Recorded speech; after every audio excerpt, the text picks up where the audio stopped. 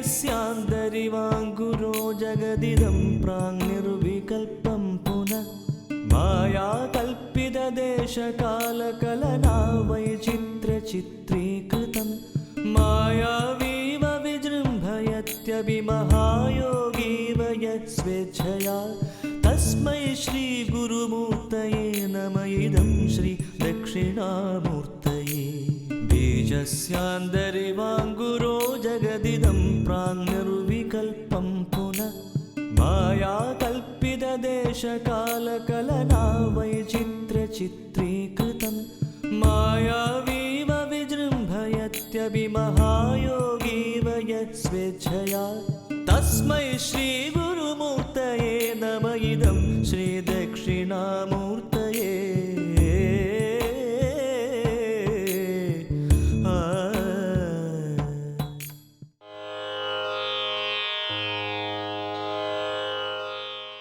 ഈ ജഗത്തേതാണ്?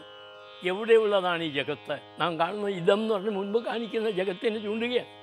ഈ പ്രപഞ്ച ജഗത്ത് എന്ന് പറഞ്ഞാൽ എന്താണ് എന്ന് ചോദിക്കുകയാണ്. അപ്പോൾ പറയുകയാണ്, സാഖ്യന്മാരെ പറയുന്നു ഈ ജഗത്ത് പ്രകൃതിയുടെ പരിണാമമാണ്, പ്രകൃതിയാണ് ഉണ്ടാക്കിയത് എന്നാണ്. പ്രകൃതി, അചേതനമായ പ്രകൃതിയാണ് ഈ പ്രപഞ്ചത്തെ ഉണ്ടാക്കി എന്നാണ് പറയുന്നത്. അതിൻ്റെ പ്രകൃതിയുടെ പരിണാമം. നേരെ മറിച്ച് വൈശേഷികന്മാർ പറയുന്നു മുമ്പില്ലാത്തതാണ്, അതുണ്ടാവുകയാണ്. ഈ മണ്ണിൽ നിന്ന് കുടമുണ്ടാകുന്നു, പക്ഷേ നേരത്തെ മണ്ണിൽ കുടമില്ല, ഇല്ലാത്ത കുടമാണ് മണ്ണുകൊണ്ടുണ്ടാകുന്നത് എന്ന് പറയുന്ന അസത്കാര്യവാദികളാണ് നൈയായികന്മാർ.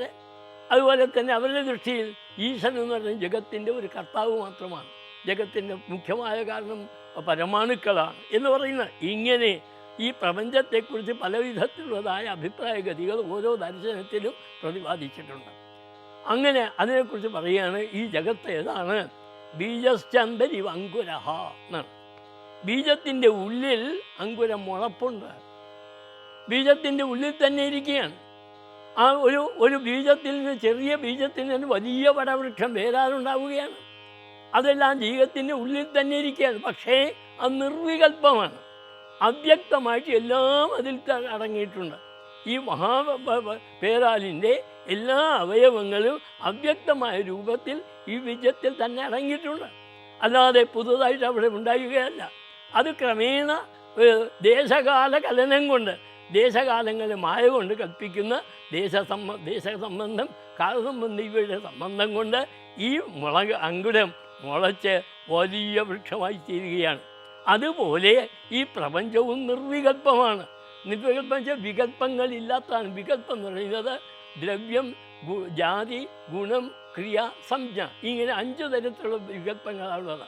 ഈ ബീജം ആര് എന്ന് വെച്ചാൽ പരമാത്മാവ് തന്നെയാണ്. പരമാത്മാവിലുള്ള മായയാണ് ബീജം. ആ മായയിലുള്ള ബീജത്തിൽ നിന്നാണ് ഇതൊക്കെ പൊട്ടിവിടരുന്നത്.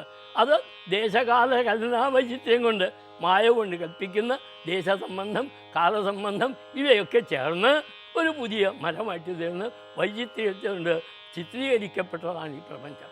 അങ്ങനെയുള്ളതായ പ്രപഞ്ചം ആരുണ്ടാക്കി എന്നാണെങ്കിൽ മായാവീവ മഹായോഗീവ വിജൃംഭയത്തീശാണ്. ഈശൻ തന്നെയാണ് ഇതിനെയൊക്കെ ഉണ്ടാക്കുന്നതും വളർത്തുന്നതൊക്കെ ഇതാണ്. സൃഷ്ടിച്ച് സംഹാരങ്ങൾ നടത്തുന്ന ഈശനാണ്. ഏതുപോലെ മായാവീവ, ഒരു ഇന്ദ്രജാലക്കാരൻ ഒരു വസ്തുവിനെ ഉണ്ടാക്കുന്നു. യഥാർത്ഥത്തിൽ വസ്തുവില്ല. ആ വസ്തു ഇന്ദ്രജാലക്കാരൻ്റെ മായാവിയുടെ ഇച്ഛയനുസരിച്ച് ആ വസ്തു ഉണ്ടാകുന്നു, അത് വളരുന്നു, അത് ഒടുവിൽ നശിക്കുകയും ചെയ്യുന്നു. അതുപോലെ ഒരു മഹായോഗി, യോഗിയാണെങ്കിൽ സകല ത്രികാലജ്ഞാനിയാണ്. അയാൾക്ക് എല്ലാ വസ്തുക്കളെയും 3 വസ്തുക്കളെയും 3 കാലത്തിലുള്ള വസ്തുക്കളെയും അയാൾക്കറിയാൻ കഴിയും. അതുകൊണ്ട് മഹായോഗിയും ഒരേ സമയത്ത് അനേക രൂപങ്ങൾ ധരിച്ച് അയാൾ പലതര ക്രിയകൾ നടത്താറുള്ള മഹായോഗി. അങ്ങനെ മഹായോഗിയെപ്പോലെയും മായാവിയെപ്പോലെയും ഈ പ്രപഞ്ചത്തെ അദ്ദേഹം വളർത്തുകയാണ് ആ ഭഗവാൻ. അത് നേരത്തെ എങ്ങനെയുള്ള ദേശകാല സംബന്ധം കൊണ്ട്, അത് ദേശകാല സംബന്ധം മായ കൊണ്ടുണ്ടായതാണ്. മായ എന്ന് പറയുന്നത് ഈശ്വരൻ്റെ പരമേശ്വര ശക്തിയാണ്. ആ പരമേശ്വര ശക്തിയായ മായ കൊണ്ട്, ദേശകാല സംബന്ധത്തിൻ്റെ കൊണ്ട് അതെല്ലാം പല പല വിചിത്രങ്ങളായ വസ്തുക്കളായി തീരുകയാണ്.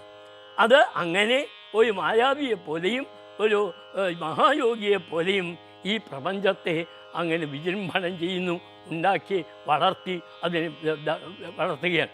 അങ്ങനെ ലോകത്തിൻ്റെ പരമാചാര്യ പരമഗുരുവിൽ തന്നെ മായ കൊണ്ട് ഒരു തരത്തിൽ പറയാൻ ഇതൊരു കളിയാണ്.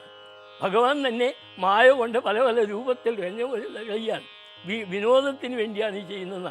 അങ്ങനെ മായാവിയായി അങ്ങനെ സകല ജനങ്ങൾക്കും അജ്ഞാനദാനം ചെയ്യുന്ന ലോകത്തിൻ്റെ പരമാചാര്യനായ ശ്രീ ദക്ഷിണാമൂർത്തിക്കായിക്കൊണ്ട് നമസ്കാരം. അദ്ദേഹം പ്രീതനായി നമ്മെ അനുഗ്രഹിക്കട്ടെ എന്ന് ശങ്കരാചാര്യർ പ്രാർത്ഥിക്കുക.